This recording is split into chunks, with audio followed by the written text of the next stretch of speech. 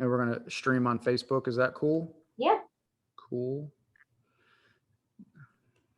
One sec. It takes a minute to do this too.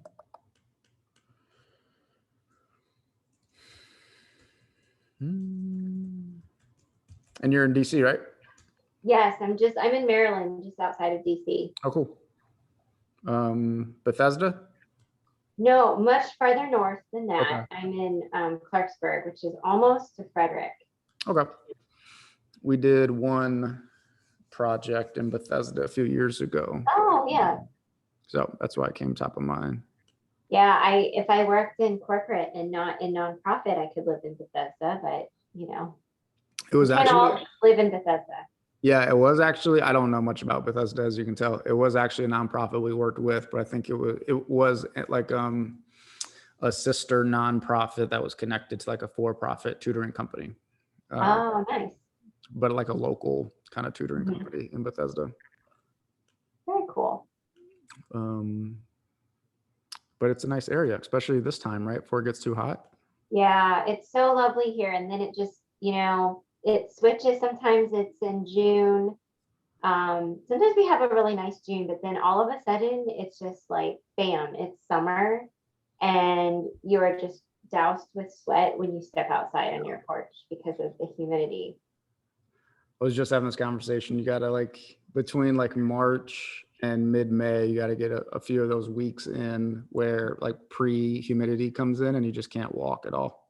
Yeah, it's when we were working downtown, you would always see in the summertime families that have decided to come to Washington D.C. to see all the monuments and do all the museums, and there'd be mom and dad, trekking along, and their kids red faced and sometimes crying and super tired, and you're just that's how I feel, only I have to go to a meeting now, but it's just that hot.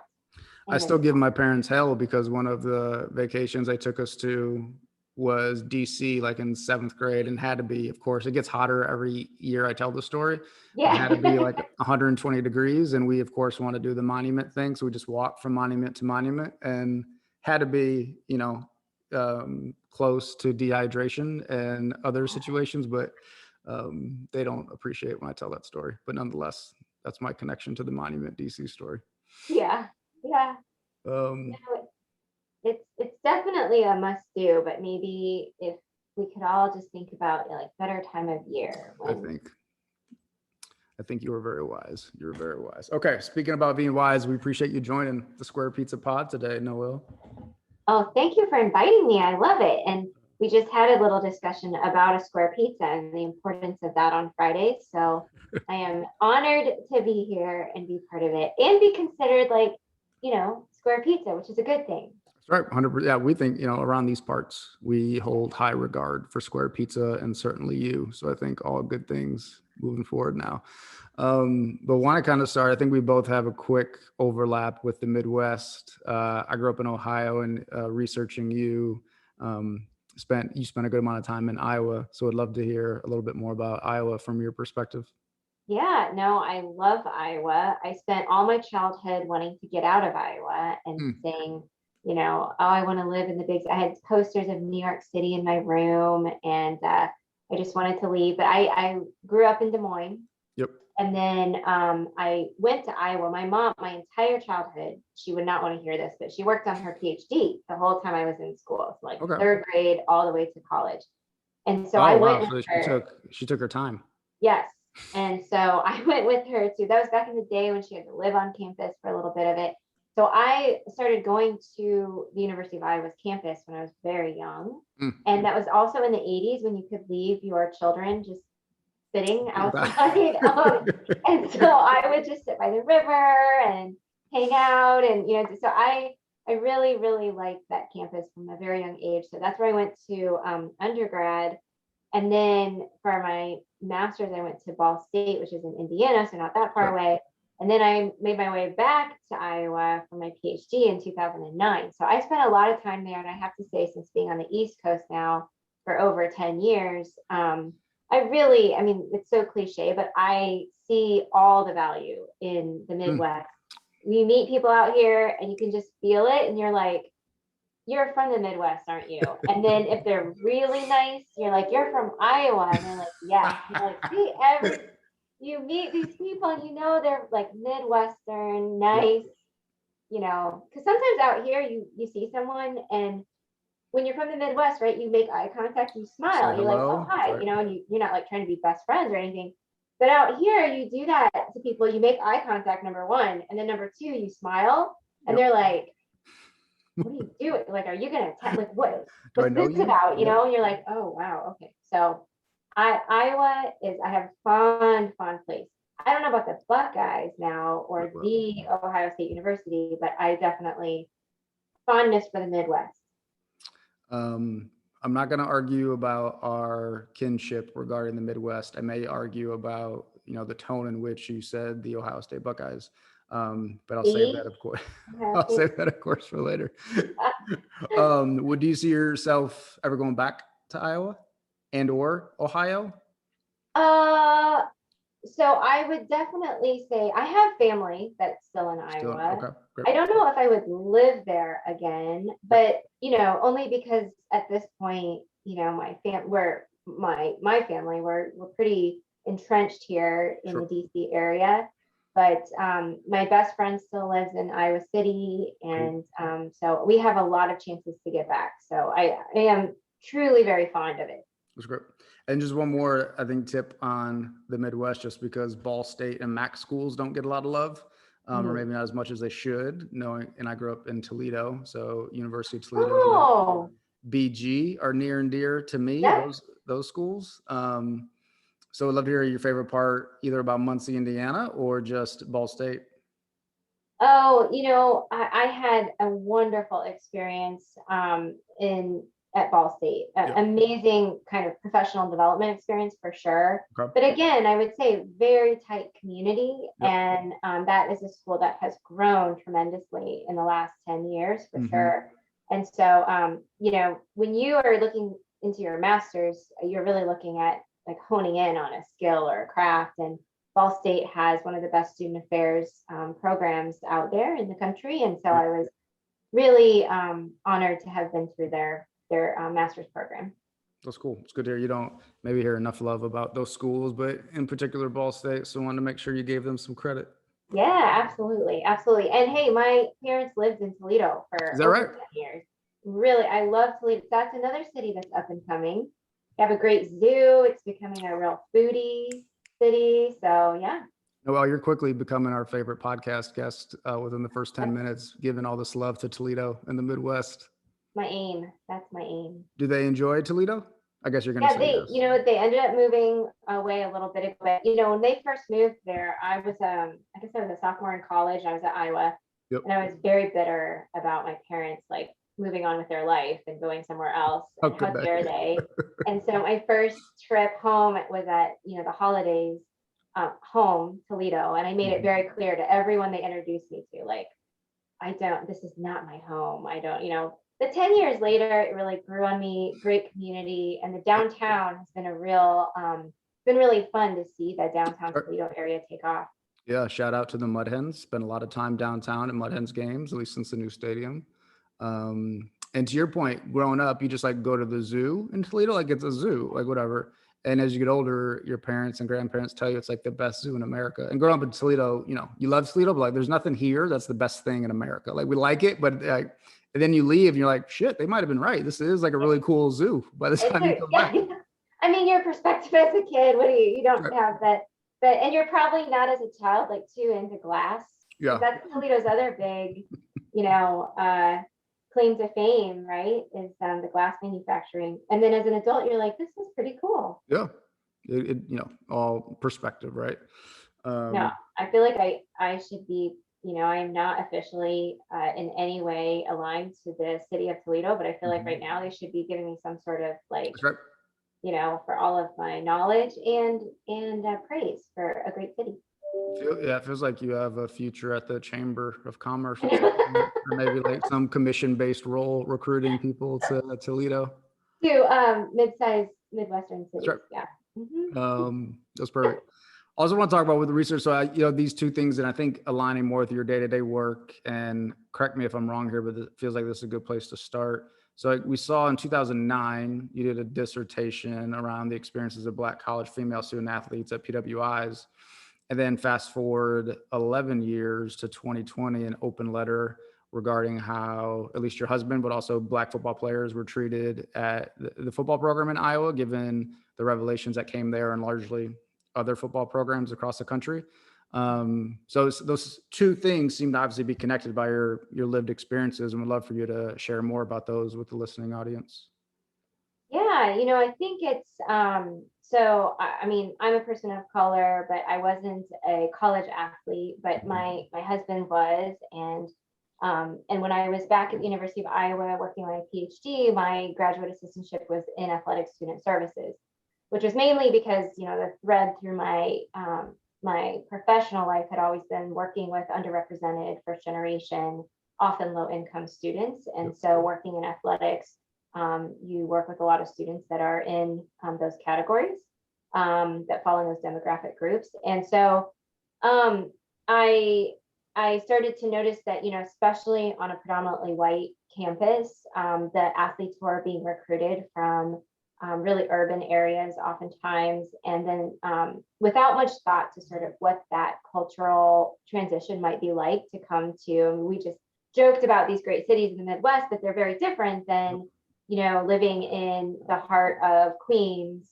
New York, and growing up in very tight spaces, and with a very different culture, to be honest. Sure. And so I did my dissertation looking at, and because I had worked in athletic student services, was granted access to the athletes to do a qualitative study on their experiences.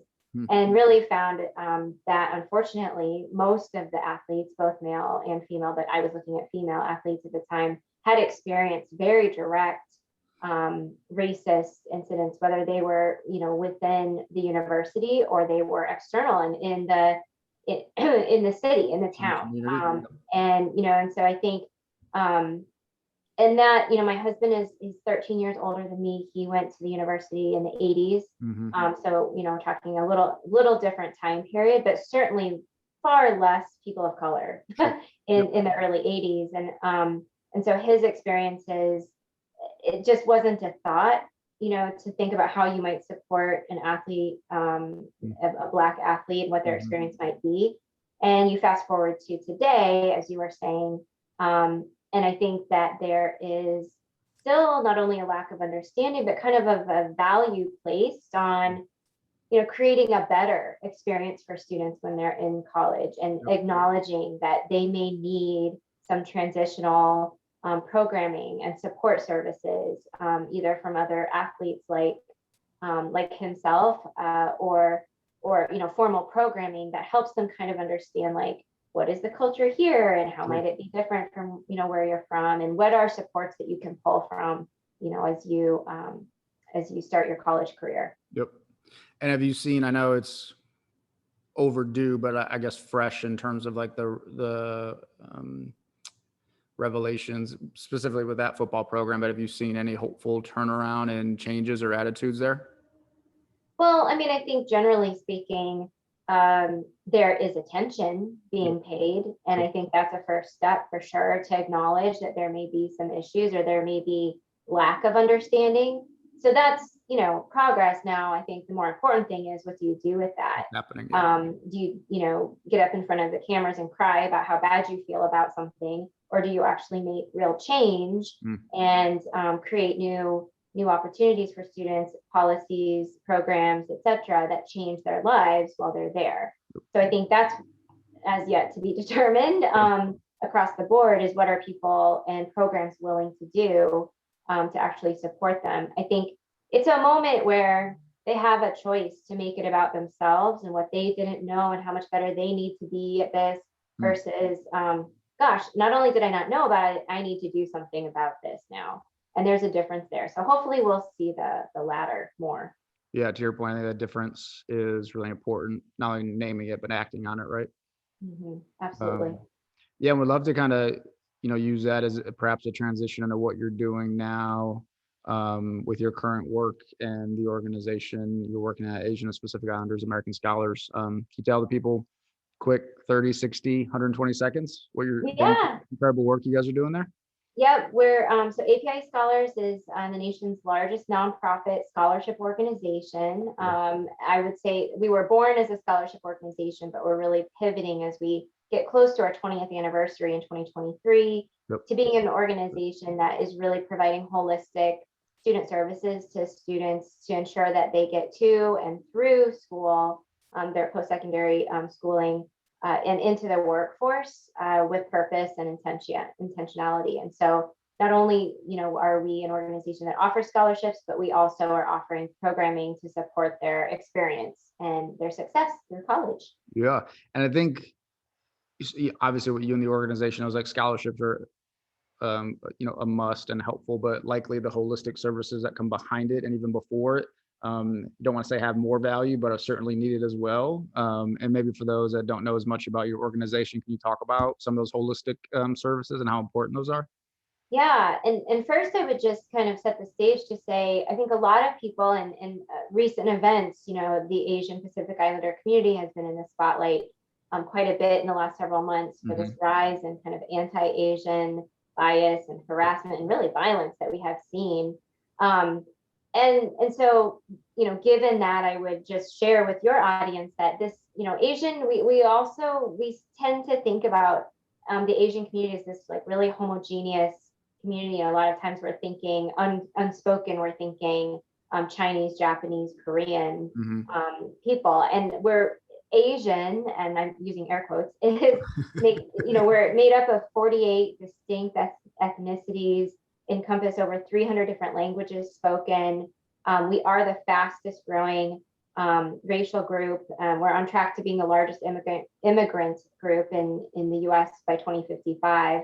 And so, and I want to say it's like we're in 48 different, or not 48, 14 different countries. I mean, it's just a very diverse community. Yeah. And so to serve the Asian community means serving many different cultures, and students, for us, students that speak, 300 different languages. That right there is a signal of the breadth of the diversity. And so, yeah, we are looking at specifically, and I'm sure when you're talking about education today in May of 2021, you have to take into account what everybody has been through this last year. Right. And so we are looking at mentorship is one of our biggest program areas, really trying to connect people, not only because that's always been important to have a mentor in your life to help you through, but also, we are trying to get better at helping students make decisions about the career they want, not just the job. So matching students who are going into an industry with someone who's in that industry that can help them, kind of assess earlier on if this is the right thing for them, if they really want to go into X, Y, or Z. And then another big area that we're focused on, and we're starting our programming now in May, Happy Asian American Pacific Islander Heritage Month. That's coming up. Yep, for that question. Actually, you should wish that to me, but that's fine. It's coming. It's coming. As we go into this month, but also this summer, we're really concerned about our students' mental health and wellness. We did a survey about a year ago, about this time last year. So we were only a couple months into the pandemic at the time. And about 67% of our scholars reported experiencing depression on, various levels. 67%? Yeah, 67%. Wow. And so, and that, we've had a lot of varying degrees of our students reporting, experiencing just a really difficult year. And so, of course, we're concerned about that on a personal level. We're also concerned about that as it relates to their decisions to stay in college, to stay in school, to enter, school, whether it's their first, second, third, or fourth year, to go ahead and make that choice to enter school this fall. And so we're going to be doing programming all summer long that varies from very specific resources for them on these topics, but also some levity. We're hosting a comedy show, and we're gonna have some comics, not only kind of do comedy, but also just have real conversations to normalize the idea that this has been a hard time for everyone, and to be able to express that, and even to just connect people on a person-to-person level again. You know, we want to have that opportunity too. I love the idea of the comedy show. That came from maybe searching or thinking about with you and your team about what else you could do, to your point, to bring more levity to the situation. Yeah, we were really, we wanted to, you know, it's just so stressful. We wanted a moment to like laugh. And then we are working with a podcast called Asian Not Asian. Mike and Fumi there, and we've had them at some of our student events before. And, you know, on a serious note, I think they also really encourage us to think about, yes, levity and laughing is like so important, but also knowing that what you're experiencing is normal and that others are experiencing it can be just as powerful to, you know, to your mental wellness. And so having that opportunity to hear people that maybe you look up to, or that you're, you know, you've heard of or whatever, say, yeah, I feel this as well. I talked to somebody about it. I have found a counselor or a medical professional to kind of help me through this. I think a lot of times, especially because we're just living in our own homes, you know, you're like, it's just me. And it's not just you. And to have that opportunity to hear that is really important. Yeah, that's really good. And going back to part of the services you were talking about, almost like matching or mentoring. And, you know, some of our work we've done more work in just representation, but diverse educators as well, and knowing how important matching, you know, let's say an African-American student or an Asian student with an Asian teacher in those careers, to understand that representation of, oh, you look like me and you have this experience too. What would it look like for me to think about following the same career you did? So it sounds like, is that similar to what you all are thinking about in this mentoring process? Yeah, we work with a company called Mentor Collective, and we really work hard to try and, I mean, mentors, like I was saying, can serve lots of different, you know, purposes, whether it is just for a first generation student, having someone help them navigate through a lot of things that those who are not may know, that social capital, that, you know, ability to kind of like, what are the secrets to being successful. But then there's also the layer of cultural understanding and helping people, you know, make sense of the culture that they've grown up in, and what is this mainstream work culture and the expectations that sometimes collide or create tension there. To have someone help you navigate through that or normalize it is also, you know, something that we try and look for as well. Yeah. And how long are you all staying in touch along the way with the students once they graduate college or placed in careers? What's like that transition for your program, I guess, program services look like? Yeah, so that's a big goal of ours. It hasn't been historically done rigorously, and we want to be able to do that because I think that, you know, we're one of the family of partners in the Gates Millennium Scholars program that is has been going on for many years, and we do track those students that have been a part of that pretty rigorously. But for our own scholarship, the APIA Scholars Scholarship, as well as the APIA. Do you know what an APIA is? I feel like I should say yes. I'm gonna be honest and say no and be vulnerable. I love it. I'm gonna be vulnerable. So tell me more. So an Asian American, Native American, Pacific Islander serving institution. Okay. I was much like your right. Hispanic serving institution, or I know you know what an HBCU is. Sure. These are all federally funded post-secondary institutions that get federal funds to support those specific populations. Got it. Good so enough. For HSIs and APIAs, it's based on, you know, percent of the population that falls in one of those categories. And so we have a special scholarship that we do in partnership with some of our APIA institutions. For example, UNLV, Hunter College, these schools have, you know, over 10% of their population is Asian Pacific Islanders. So we join with them to do a last dollar scholarship for those students. That's great. And so, yeah, so. Thank you for your education and your grace there. Well, you know, usually we joke, actually the previous president, he used to always say, do you know what an APIA is? And of course people are like, I don't even know what you're saying. And he would say, it's not a communicable disease. And I used to joke about that, but now I'm like, no, it's serious, because I mean, it's just why would you necessarily? But we want to get the word out more about them. And certainly there are some that are very familiar to people know what UNLV is, and we want to make sure people know that that's not a beauty. That's great. I mean, I love the approach too to extend the services because one could argue that's not maybe necessarily in your guys' lane or an organization like yours to extend all the way out. But I think probably what you've seen and what other organizations have seen too is that if not you, who else is going to do it? But these needs and services are still there. So kudos for you all for naming that, and then likely raising funds and hiring staff and building out more programs to extend that support for those scholars. Yeah, no. My background before I worked in student affairs, and then I went into policy here in DC. And I started working in areas that kind of married college completion and economic development. So that's, while it was fun with you to talk about cities, I actually have a background in working with cities to increase their college completion. And, there's a real, it's called a talent dividend. There's an actual, metric around cities that have a highly educated population. Those cities do really well. And so that's the lens. I worked with cities that had to have 5 different sectors at the table.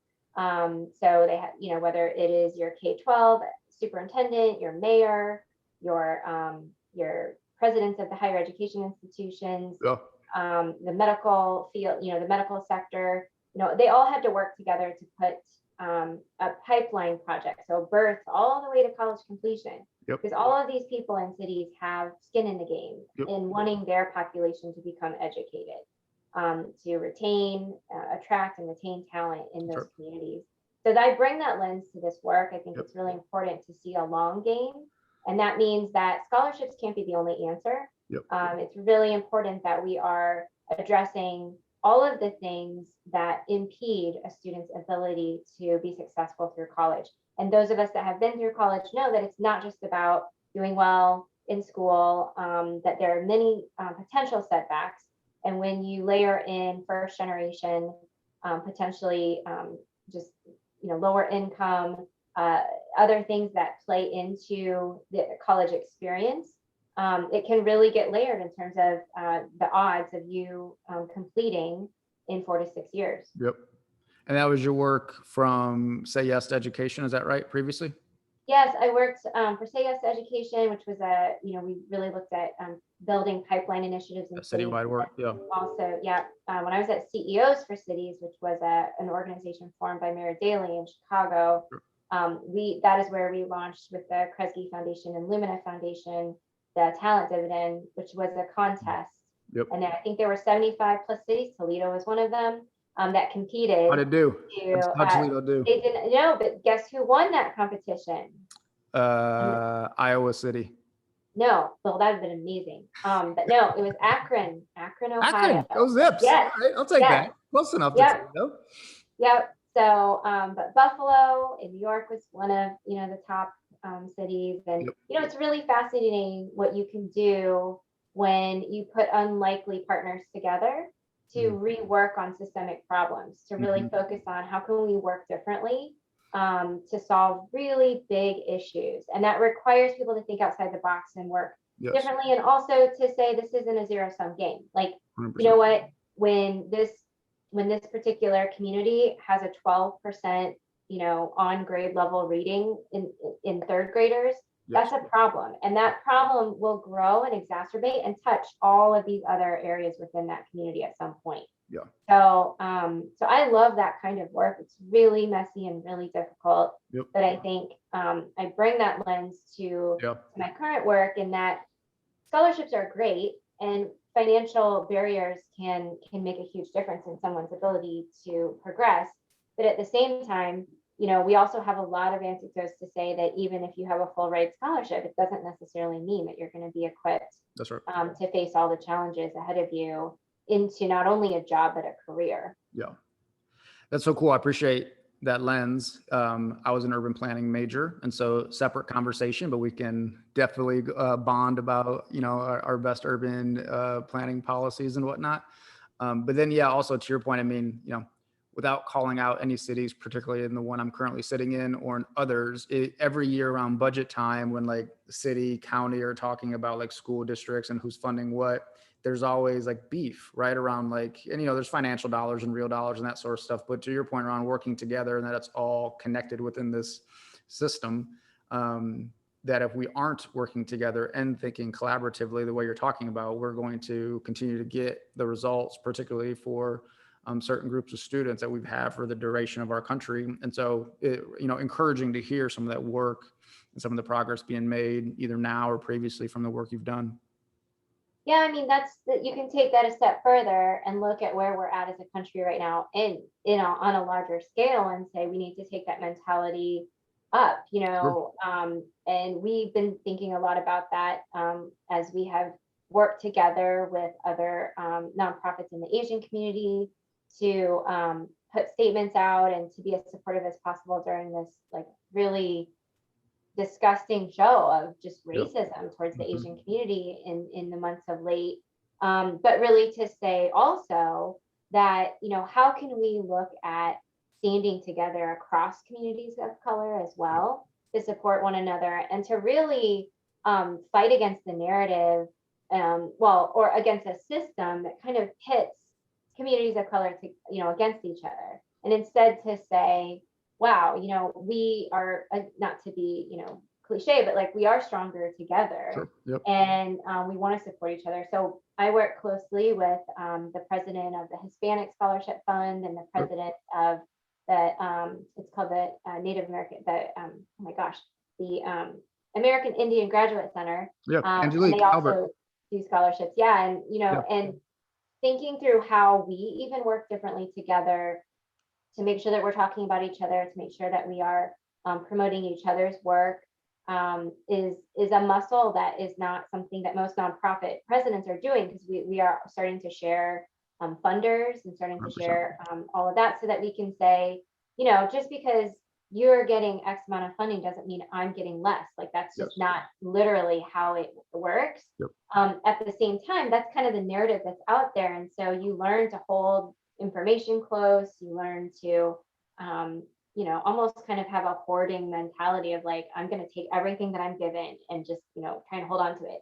The three of us have really worked hard over the last several months to be the opposite of that, and to share as much as possible, whether it's information or introduce each other to one another's funders. And the result is like amazing. It's just abundance.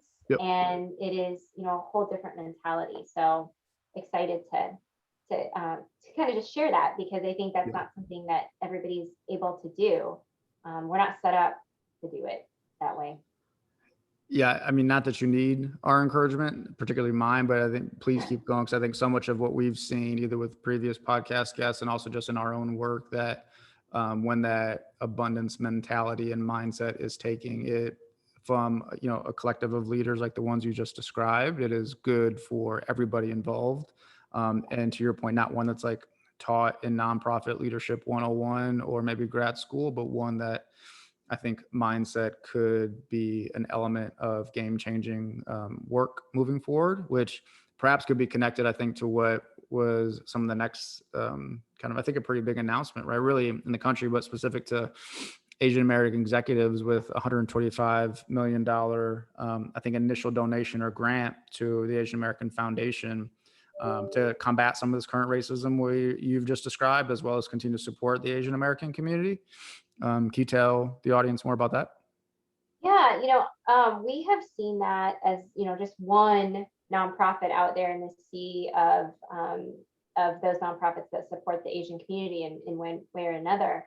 Many corporations have, and I imagine, the execs that are part of this commitment are leading organizations too, that they have also generously committed funding to support, not only in this case, the ability to support nonprofits and causes that are going on, but also it's a signal of representation. It's a signal about the Asian American community. I think for some, this is new. They're like, oh my gosh, I can't believe this is happening, or that this happened. as we've seen in the Black community as well, this is not new. The Asian American community has experienced this level of bias, harassment, assault, that type of thing. We have these cell phones now that capture all of this, right? But this is not new. These challenges are not new. For some folks in the Asian American community, especially leaders in the civil rights movement of the Asian community, are like banging their heads against the wall. They're like, this is not a new thing, people. We have experienced this, and we've been trying to be at the table. And I speak here from DC, where there's lots of tables that you can be at, but we, not only APIA Scholars, but certainly in the Asian community, have not always been invited, not always been intentionally excluded, but just not thought about. And so with these leaders specifically, but also other major companies coming out and making statements of support, putting dollars behind that, it's actually collectively really elevating the Asian community as a whole to say that we see you, number one, and we know that this is not right, and we stand with you, and that's very important for not only the Asian community to hear, but I think for communities at large to kind of see this this play out and this highlighted in a way that it hasn't for many years. Yeah, I think for the listening audience, a pretty new announcement as of this week or maybe late last week. So it sounds like certainly more details and probably more funds and capacity to come with that announcement to support the Asian American community. Yeah, absolutely. Yep. And so we actually have a guest question in from one of our actually previous fellows, but current educator in Charlotte as well, and just a great person in general. But so Gia Lynn, thank you, Gia. Shout out to you for the question. But says, what can we do to elevate the work of other Asian Americans as well as other BIPOC identifying people across the country? Yeah, I mean, I think that one of the things that we're seeing is people just talking about all of the work that's being done. So, I would say, we've been out there sharing our work we've been around 17 years, but now people are interested. Well, what do you guys do? And what are your specific programs, and how can we help? And I think the more that we're able to find platforms to share that, we're coming together. I mean, that's one of the big silver linings of this kind of last few months, is that the Asian American community is coming together, and we are really promoting each other's work. And so I'm in meetings with organizations I've never heard of before, and they're like, yeah, I'm 20 years old too. Nobody knows what we do, but we put out amazing X, Y, and Z. And so I think once with the snowball is there, and I think learning about what's going on, sharing it, being part of this cycle is really important. So I think the more that you can learn about organizations like us, that we will lead you to, if you go on our website, you'll see our partners, and you might be like, oh, what is the Center for Asian Pacific Island American Women? Like, oh, well, we work with them a lot, and here's what they are doing. And so it's almost like this great kind of snowball resource effect. Yeah, I like that too, because not anybody can share, can research, can find ways to plug in to support, and so appreciate the applicability of that quote or of that tip. So thank you for that. You talked a little bit about some of how you guys are responding to COVID and supporting your students and scholars through COVID and some of, I think, the challenges, but curious from your position as a leader in this work, have you seen any bright spots or any bright spots that you're projecting that will happen as a response to COVID? Well, I mean, COVID exacerbated a lot of the inequalities that were already there, specifically in education. But we have an opportunity now, because they were so, for example, we have an emergency scholarship. We opened it up. It was, the pot was over $1 million, and we had to close it within 4 hours, and we had met like hardly any of the need, right? Because so many of the students were asking for emergency aid for their basic needs, housing, food, technology needs, that kind of thing. I mean, it is, we have yet to fully understand the impact of COVID. At the same time, it has highlighted that there is need in not only, communities that are underrepresented and first generation and low income, but for us, speaking, just purely from the Asian Pacific Islander standpoint, Sure. it's highlighted, oh, wow, Asians have need. And that might sound silly, but we combat that model minority myth all the time. We combat the idea that we're all the same. We all come from the same high economic status. And so to have an opportunity to share out the diversity of our community and the fact that, so many members of our community from places, or that are Hmong or, from Laos or, there are so many community members who COVID adversely affected. It adversely affected their ability then to think about entering or completing college. And so we have to think about ways to best and better serve them. Yep. And we're able to do that now very intentionally with institutions, with partners in the corporate sector and the higher education foundation sector. They are coming to us saying, how can we help and how can we partner with you? Yeah, I think that certainly will be a bright spot of COVID, as you mentioned, even going back to, you said, just understanding the depth and diversity within the community, right? Of what you said earlier, 40 different ethnic groups and more than 300 languages spoken. Like, I'd imagine if we stopped 10 people on the street and asked them, those numbers, or to project those numbers, not many people would understand the level of diversity you have in your community. Yeah, it's back in the day when we had actual student events and we had students come to DC, or we hosted events. I distinctly remember one morning we had the students in a hotel, and we got up the next morning, everybody was eating their breakfast, and I was eavesdropping on this conversation. We have students from all over the country, but also Pacific Islands. Sure. And they had sat down next to each other and they were like, where are you from? And this young woman was like, I'm from Saipan. And this other person was like, I'm from the Marianas and I'm from Guam. And people were like, where is that? I don't even know where Saipan is. Like, where are you from? And that was the kind of the conversation that morning. And I was like, if I wish the world could hear this, like, all Asians are not alike. We're not all from the same place. We don't all speak the same language. We're not all, quote, I'm using air quotes, crazy and rich. And it's like, to hear that in real time and to hear them, like, where are you from? It was really cool. And it was a great opportunity to learn from each other. Yeah, I think that's a great point. I appreciate you sharing that. I want to get you out. I know you're busy on a few kind of final thoughts and give you the final word. Whether it's your work, can certainly encourage you to call that out, or others, but what do you think is the most innovative thing happening in kind of the public education or social impact space that you're seeing?